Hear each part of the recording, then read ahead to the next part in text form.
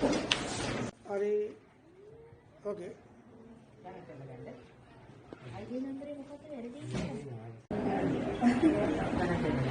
අද ලිස්ට් එකේ මෙයාලා අර සුනිල් නේද? මම මේ ගල්කටු පාරේ අපේ ගේට අල්මාරියේ භාගයකට වතුර ආවා. අපේ ඇඳුම් අර මේ ඔක්කොම ගියා. මේ 25000ක් ලැබෙන එක සතුටුයි. තවත් හම්බෙනයි කියන එක ඒ ඔක්කොම ලැබුණා නම් අපිට මොනවාරි සානාධාරයක් මේව කරගන්න ස්තුතියි.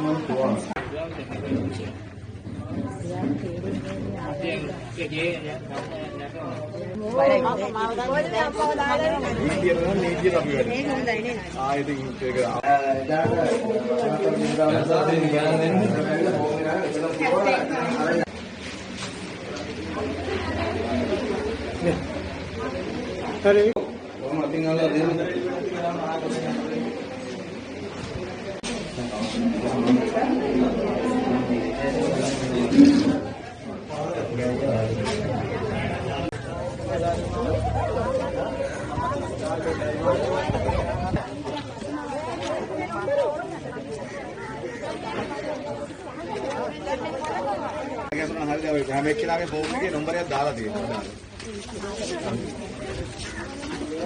හරි දැන් ඔයා ෆෝන් එක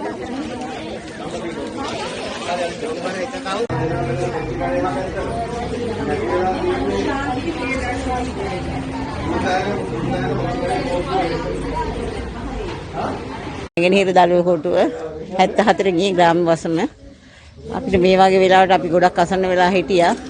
ඉතින් වතුර ගොඩාක් දාලා අපි උකුල ගාවට යනකම් වතුර දැම්මා. ඒ ඔයගොල්ලන්ට බොහොම ස්තුතියි මේ වගේ වෙලාවකට අපිට මේ 25000 දීලා කරන එකට ගොඩක් ස්තුතියි. තමයි කියන්නේ අපි සුබ සාධක මාවත ගොඩාක්ම යට වෙලා මිදාපාර ගොඩක් අපි අසරණ වෙලා හිටිය වතුර දාලා අපේ බඩු මුට්ටු නැති වෙලා තියෙන රෙදි පිටි ආරවම ගොඩක් නැලා. ඉතින් මේ කරපු උදව ගොඩක් ස්තුතියි. අපි මේ මෙතන රැස් වෙලා තියෙන්නේ අපේ සුබ සාධක මාවතේ මුළු ග්‍රාමයේම යට වුණ ගම් වතුරේ.